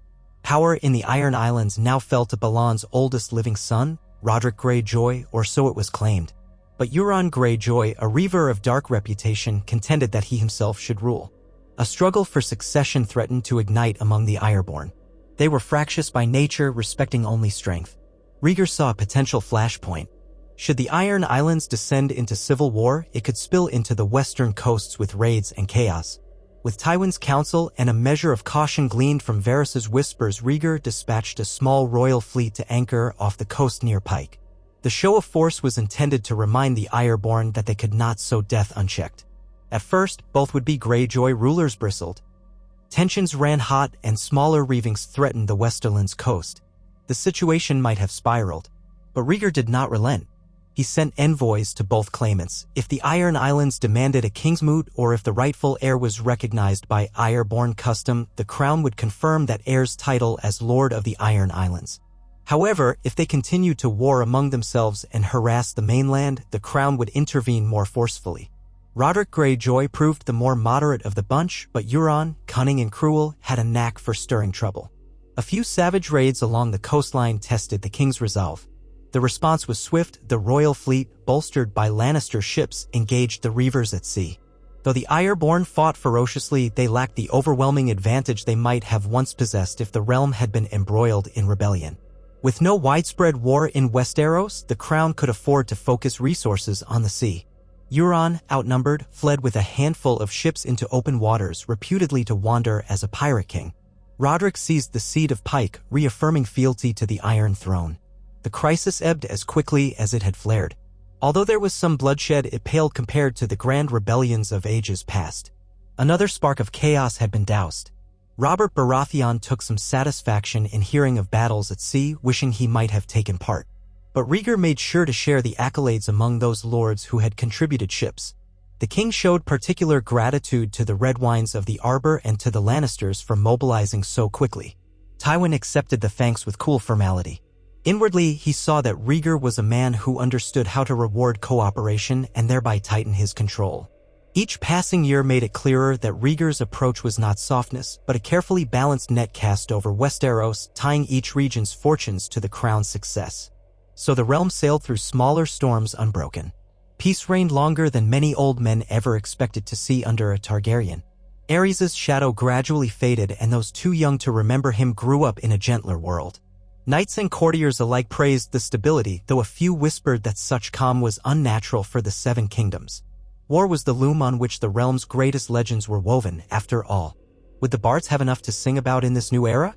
Some turned to romanticizing the day Rhaegar had deposed his father in the throne room, spinning elaborate tales of blade and oath. Others found smaller dramas in the swirl of court intrigues. But no vast conflict dominated the land. Against this backdrop, Aegon Targaryen, edging toward his 16th name day, began to receive more public attention as the Prince of Dragonstone. Courtiers speculated on who he might marry. Elia Martell, mindful of her own experiences, advised her son to choose a match that would strengthen the realm without subjugating his heart entirely. Rhaegar insisted that Aegon's marriage was a matter of state, but it must also respect Aegon's personal feelings within reason. At this, Tywin Lannister quietly gritted his teeth, for he had long hoped that Aegon and Cersei might be joined, but Cersei was older, nearing her 22nd year, and the age gap felt awkward for a betrothal. Furthermore, Cersei's reputed temper and ambition had not endeared her to Elia. The queen had other possibilities in mind, perhaps a match with the granddaughter of Jon Arryn or one of Mace Tyrell's younger daughters. Doran Martell suggested forging a double alliance with Dorne. But the question lingered unresolved, leaving the boy free to train, read, and grow into his own measure of manhood before being bound to any single house. That same year, Rhaenys, a graceful dancer and budding poet, captured the interest of numerous young lords. She was a figure of fascination, Targaryen by name, Martell by half, raised in King's Landing with an air of courtesy that never veered into haughtiness. She read widely in the Red Keep's library, and on rare occasions she performed on the harp under her father's discreet tutelage. More than a few anxious suitors wrote odes to her dark eyes and silver-streaked hair, but Rhaenys took it all in stride. She had an adventurous streak, reminiscent of her Aunt Oberyn, though tempered by Elia's sense of caution. Some murmured that she might do well in a diplomatic marriage, uniting further houses to the throne's cause. Yet in the midst of what seemed a placid season, odd rumors drifted from the far north. Rangers of the Night's Watch had vanished beyond the wall. Wildling tribes were stirring. Whispers of pale-skinned whites that stalked the frozen forests persisted.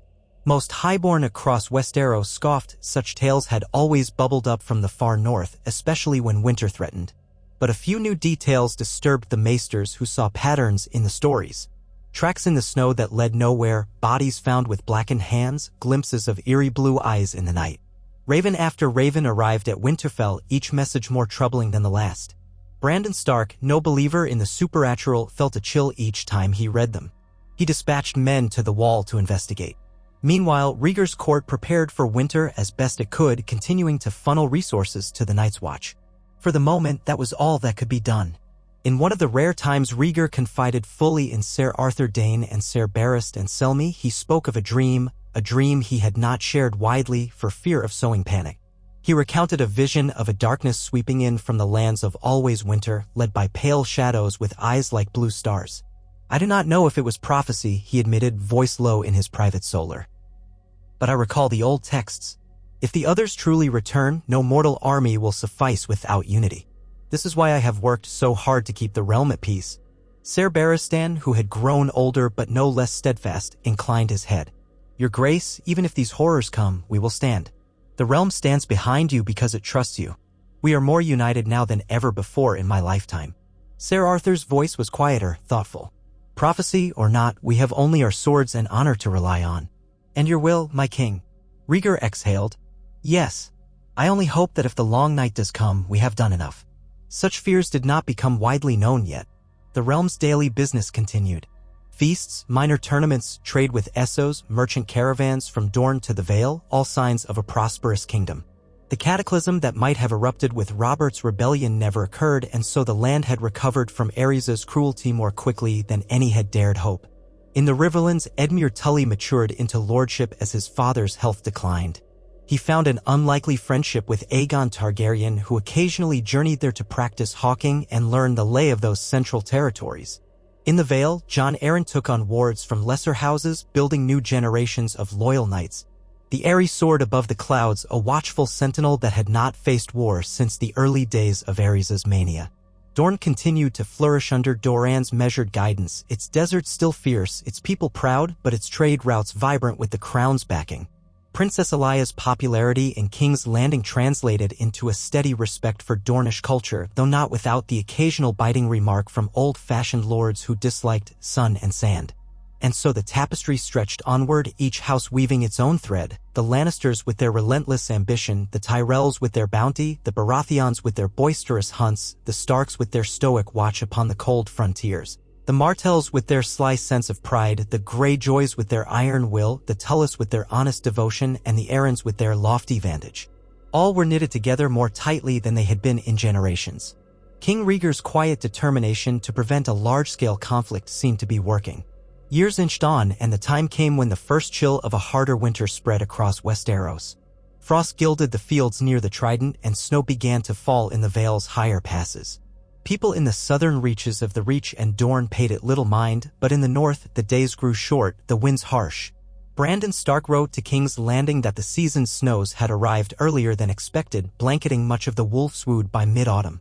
The maesters consulted their almanacs and star charts, concluding that Westeros indeed faced a winter of unknown length. Some said it might last 3 years, others guessed 5. The Citadel's best minds could not agree.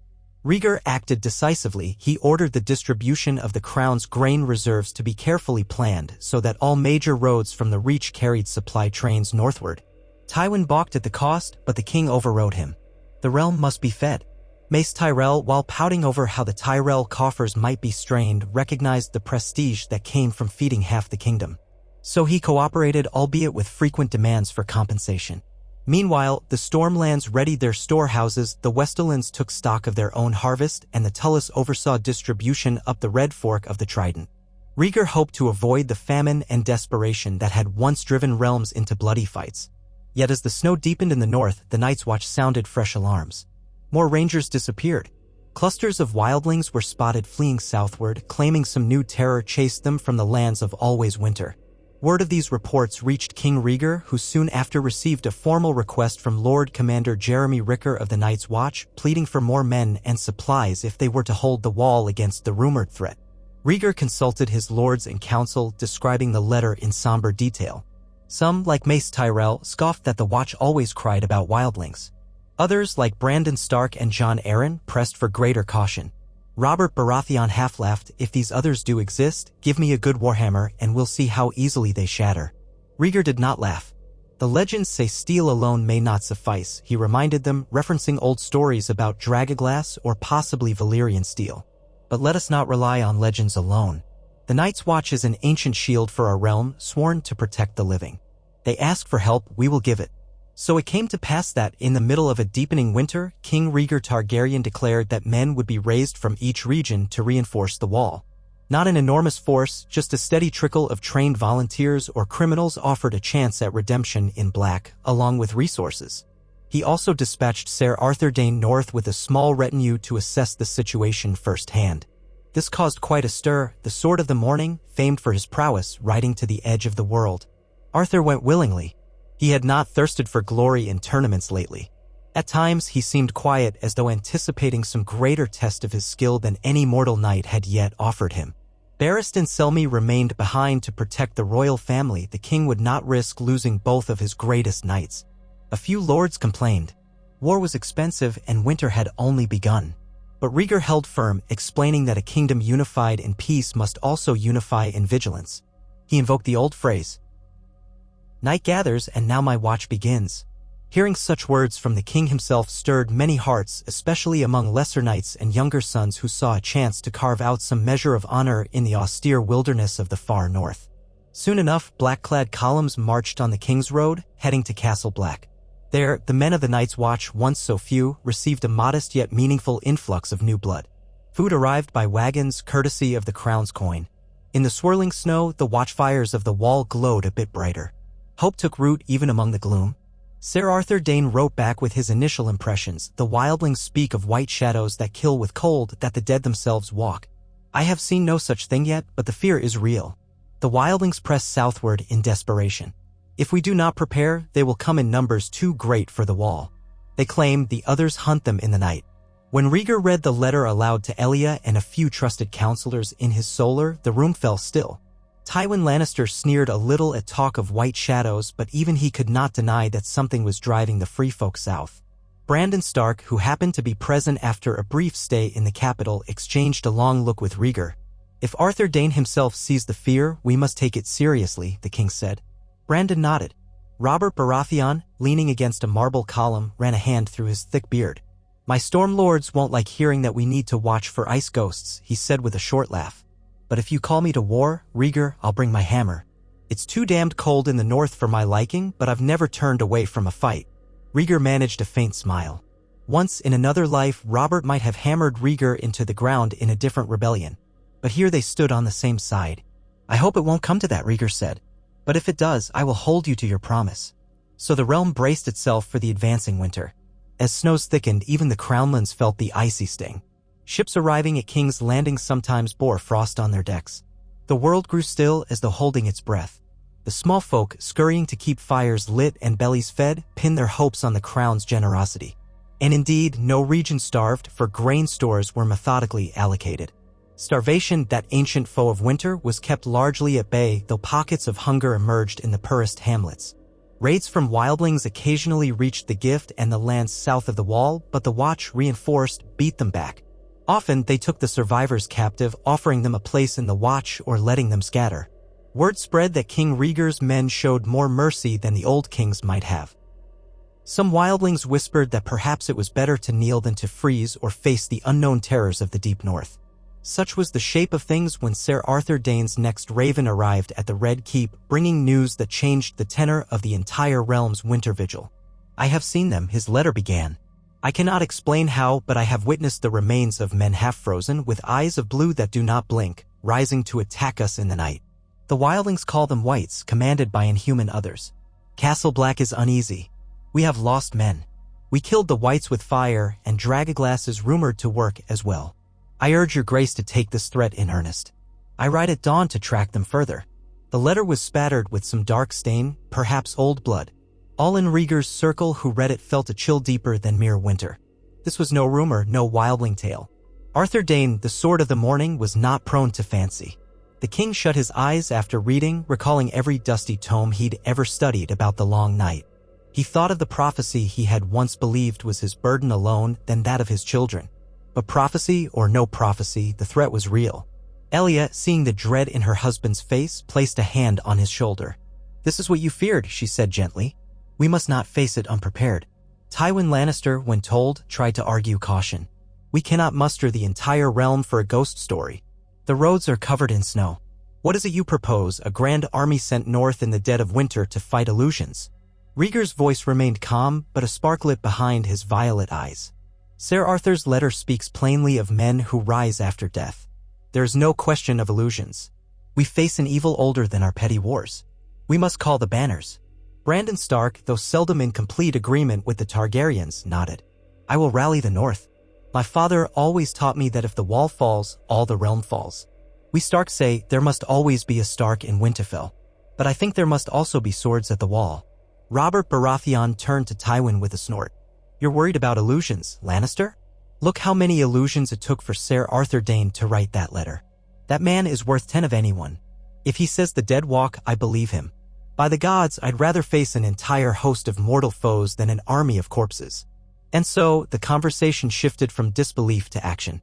Rhaegar planned to call upon every major house for a fraction of their strength, enough to form a sizable host, but not so much as to strip the entire realm of defenders. The idea of sending thousands of southern knights into a northern winter daunted many. But the alternative was to wait until these whites, these others, possibly spilled southward in unstoppable numbers. Despite grumbling from lords unaccustomed to campaigning in deep snow, the king made it plain. The realm would unite, or it would face annihilation. That was how the banners of the Seven Kingdoms, for the first time in centuries, prepared to march not against each other but against a foe scarcely anyone had believed in. Tywin Lannister stifled his resentment and made his preparations, ensuring that House Lannister did not appear weak or reluctant. Mace Tyrell complained about how horses would fare in the cold, but he, too, readied a legion of knights. The Baratheons of Storm's End, the Arryns of the Vale, and Tully banners from the Riverlands likewise gathered. Dorne's involvement was guaranteed by Elyas Bond. Oberyn Martell, half-wild with excitement at a new challenge, declared he would personally ride north with a Dornish spear host. Even the Iron Islands, now led by Roderick Greyjoy, acknowledged the summons. Though winter storms made sea travel risky, they promised to send men up the coasts.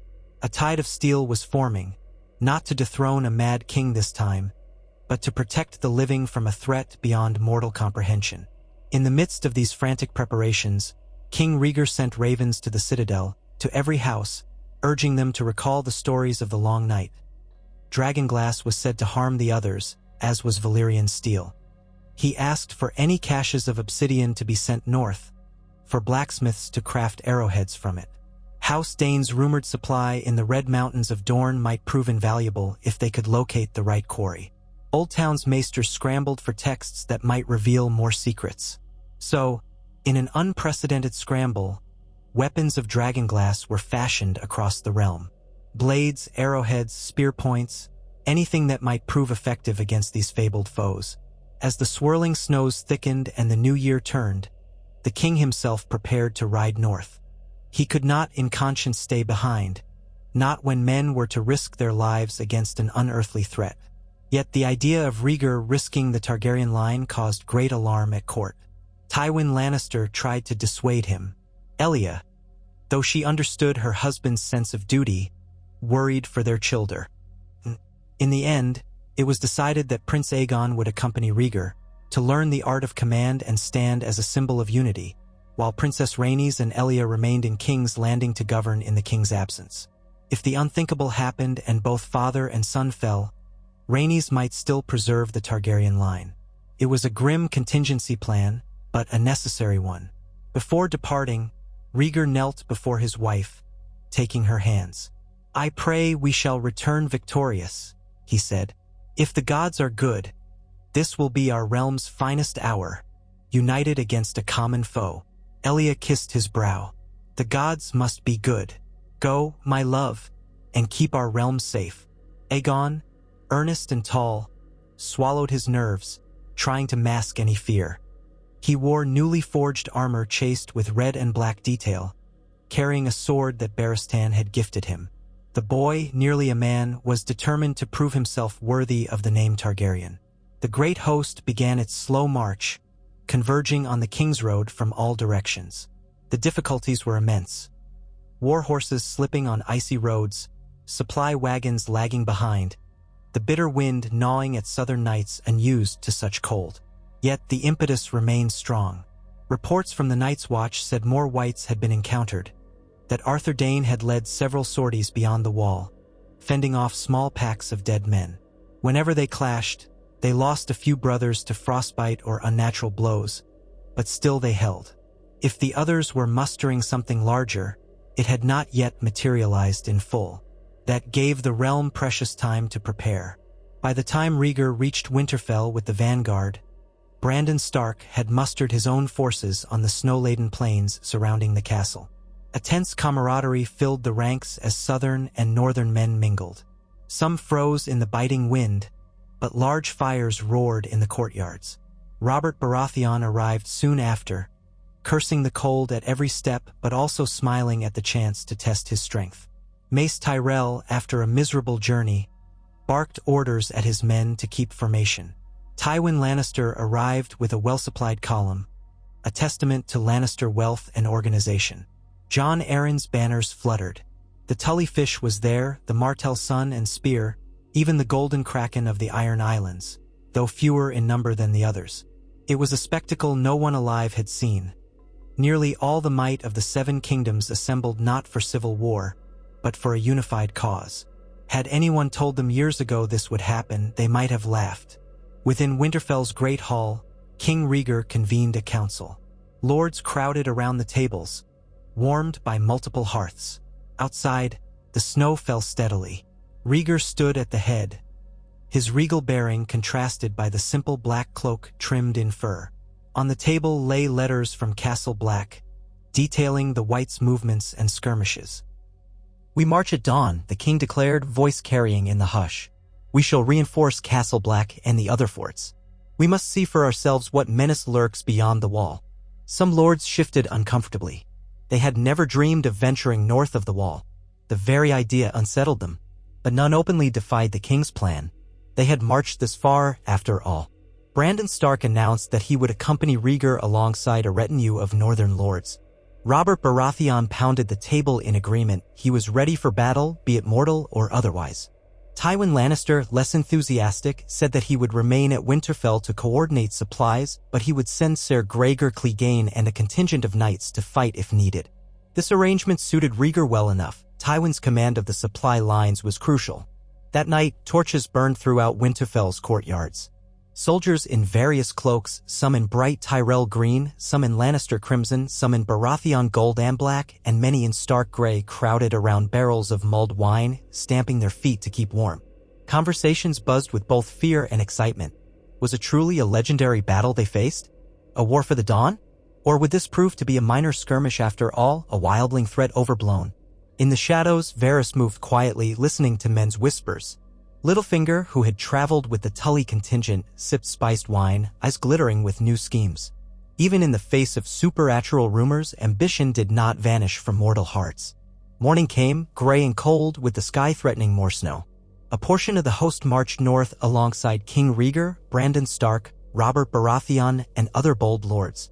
Another portion remained behind in Winterfell or along the roads, ensuring supply lines. The further they went, the deeper the snow, the harsher the wind. Knights from the south cursed and huddled in furs. The king rode near the front, his son Aegon beside him, learning through hardship. Brandon Stark showed them the old northern fortifications half buried in drifts. Winter had truly arrived in all its relentless force. At last, they reached the wall, towering in its icy splendor, shining blue-white in the pale winter sun. Scores of black-clad brothers awaited them, saluting as the king approached. Behind the Black brothers stood new recruits from the Crown's muster. In the courtyard of Castle Black, Rhaegar dismounted and was greeted by Lord Commander Rickard, who escorted him and the principal lords inside to meet Ser Arthur Dayne.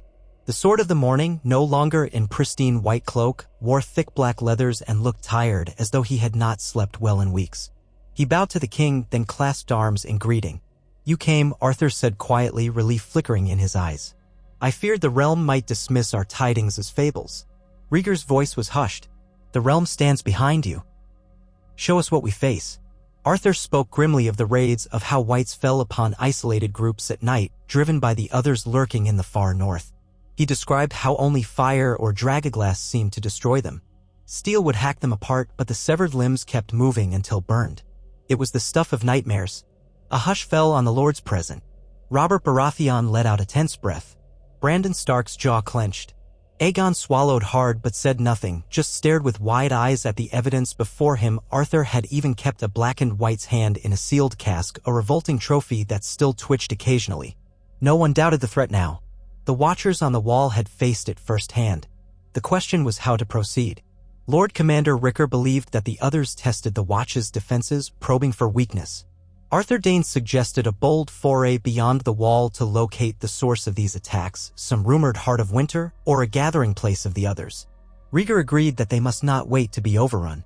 And so the plan was laid. A large scouting party, comprised of knights from several houses, led by Arthur Dayne and Brandon Stark, would venture beyond the wall in search of the others' main host.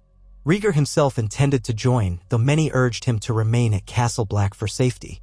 The king would not be swayed. If men were to risk their lives in the frozen darkness, he would be among them. Supplies were prepared with care, dragonglass weapons by the crate, torches, wildfire in sealed pots for the truly desperate moment. Robert insisted on carrying a warhammer with a band of dragonglass spikes affixed to its head, hammered into place by a blacksmith from Winterfell. Knights who had once scoffed at such primitive tools now lined their scabbards with obsidian daggers. The Watchers included rangers from the Night's Watch, Southern Knights, Northern Hunters, and a few Dornish spearmen under Oberyn Martell who had insisted on coming for the glory of the fight. It was an odd assembly, forging alliances in the face of an enemy that defied mortal logic. They set out into the frozen forest, a vanguard of a few hundred men. Behind them, at Castle Black, the rest of the host waited, prepared to reinforce if needed. The wind howled and snowdrifts reached to men's chests in places. Progress was slow, and men soon discovered that the greatest enemy might be the cold itself. Frostbite claimed a few unlucky souls. Wolves howled at night. A starlit sky reflected off the endless white, creating an eerie brightness even in darkness. Tension weighed on the group as they marched day after day, scanning the tree line for the slightest hint of movement. On the fifth day, the others found them first. It came at twilight, a sudden hush in the wind, a creeping cold that made breath crystallize in the air. Pale shapes emerged from the gloom, white figures tall and gaunt, eyes gleaming blue. Whites shambled forward, men in tattered furs with black hands outstretched. The scouting party quickly formed ranks, torches flaring to life as men shouted for dragonglass and steel. The king, at the center, drew his sword, a Valyrian blade once belonging to House Targaryen's lineage. Aegon stood beside him, face pale but determined. Brandon Stark and Arthur Dayne led the flanks, calling men to hold formation. The clash was like no mortal battle they had known. White stumbled forward silently, ignoring grievous wounds, forcing men to cleave them apart or burn them. When an other appeared, moving with inhuman speed, its ice-like blade shattered normal steel on contact. Only Valyrian steel or dragoglass seemed to hold. Arthur Dayne engaged one in a swirl of white snow and silver hair, Dawn meeting the other's sword in a clang that sounded almost musical, sending shards of frost into the air. Brandon Stark, wielding a dragonglass-tipped spear, felled a White that nearly mauled one of his bannermen. Robert let out a roar as he swung his hammer, spiked with obsidian, caving in the chest of a White that collapsed into shards of freezing flesh. All around them, men fought with torches and desperate ferocity. The screech of the others was a terrible, unearthly sound echoing across the endless ice. Rhaegar found himself face to face with one of the white-skinned foes. He met its gaze, blue fire in empty eyes. For an instant, time froze. The other raised its blade, shimmering with cold light. Rhaegar parried with his Valyrian steel, and the jolt reverberated up his arm. He slashed again, sparks of ice flaring. Aegon, from the side, hurled a dragonglass dagger that caught the other in the flank. With an ear-splitting hiss, the beam cracked and dissolved into a swirl of icy powder. Rhaegar gasped, half in relief, half in awe at what they had done. But the fight was not over. Whites continued to press forward until the men's torches set them aflame. Dozens of them flailed and screeched, eventually collapsing into heaps of ash and charred bone. Another tried to circle behind the group, only to be intercepted by Arthur Dayne's unstoppable grace. With a final, resounding strike, the Sword of the Morning shattered the creature's ice blade and sliced through its torso, leaving nothing but a wisp of frost in the air. Then, as suddenly as it began, the assault ended. The silent shapes faded back into the deeper darkness of the woods, leaving a circle of panting, terrified men around the remains of their campfires. Losses had been taken, a dozen men lay lifeless in the snow, and a few more had been dragged away in the confusion. Wounds from the others' swords left a dreadful chill that normal poultices could not entirely warm. But they had survived. They had proven that the legends were real and that the living could fight back. Arthur Dayne, battered yet unbowed, commended the king. Brandon Stark clasped Rhaegar's arm in shared relief. Robert simply spat on the ground, exhaling a cloud of steam. By the gods, that was a real fight. Rhaegar surveyed the carnage, sorrow etched in his features for the dead. But grim purpose burned in his eyes. They would press on. They would find whatever gathering place these creatures used, or at least hamper them enough to buy time. So the scouting party struggled deeper into the haunted north, lighting beacon fires as they went. Over the next week, they encountered more roving packs of whites, but no grand army. The others seemed to appear and vanish with the wind, testing the group's defenses. Each skirmish drained them further. They lost more men to both the cold and the claws of the undead. The nights were a barrage of shrieking terror. Many wondered if the far north was truly endless, if they might wander forever in this frozen hell. At last, Arthur Dayne suggested they had ventured far enough, any deeper, and they risked total annihilation. With the others employing hit-and-run tactics, it was clear that a conclusive battle might not be forced on the other's side. They thrived in the cold while the living wearied. Rhaegar agreed that retreat was wiser than suicidal heroics. They had proven the threat was real. They had tested the others' weaknesses. Now the realm must muster a more fortified strategy. Perhaps the best hope was to hold the wall, to strengthen it with every means possible, and to see that the rest of Westeros stood ready if the others advanced in great numbers. Thus, the battered scouting party turned south, defending themselves from relentless nighttime attacks until they reached the wall once more.